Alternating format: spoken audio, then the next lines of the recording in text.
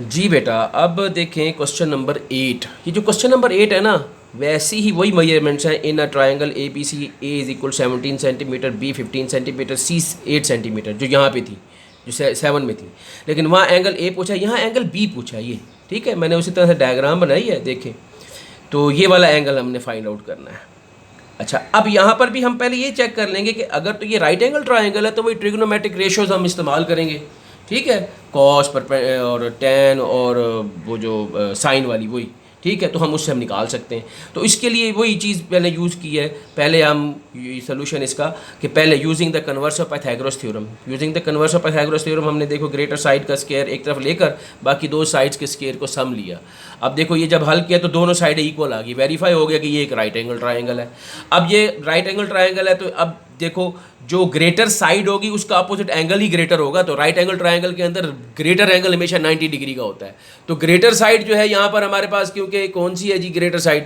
Greater side है जी हमारे पास ये वाली, देख रहे हैं।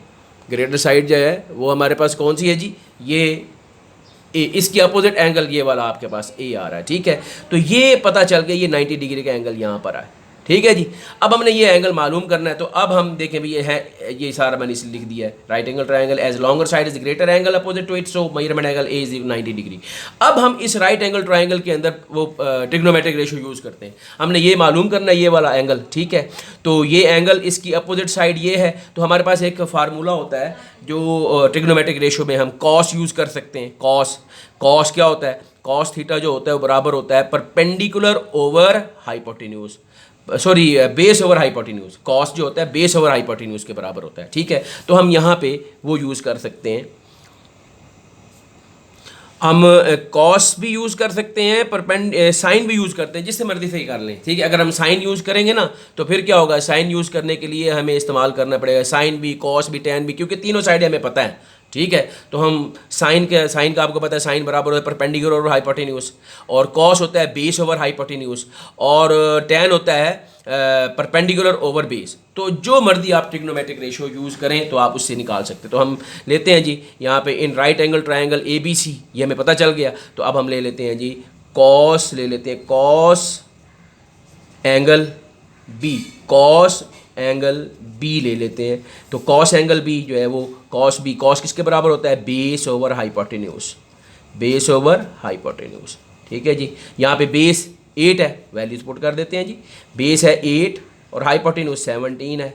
ठीक है जी, तो जब हम इनको सॉल्व करेंगे कैलकुलेटर के ऊपर तो ये हमारे पास आएगा 0.47। क्या आ जाएगा? 0.47। ठीक है जी, ये हमारे पास आ गया cos B. Cos angle B जो है वो कितना आ गया? 0.47। ठीक है जी, अब हमें एंगल बी निकालना है तो कॉस उधर जाके इन्वर्स हो जाएगा। ये आ जाएगा हमारे पास कॉस, उधर चला जाएगा, इधर आ जाएगा एंगल बी, एंगल बी। ठीक है जी, तो measurement angle B, measurement angle B cos inverse 0.47 ये आ जाएगा। ले जी, कॉस इनवर्स की वैल्यू अब आप कैलकुलेटर पे शिफ्ट दबाएंगे, शिफ्ट दबा के कॉस वो इन्वर्स आ जाएगा, और 0.47 जब आप पुट करेंगे तो आपके पास इसका आंसर आ जाएगा 61.9 डिग्री। ले जी, ये आपका आंसर आ जाएगा। ओके जी, देख लें। तो अगर आपने इसका स्क्रीनशॉट लेना हो तो ये ले सकते हैं। ठीक है जी, ले जी।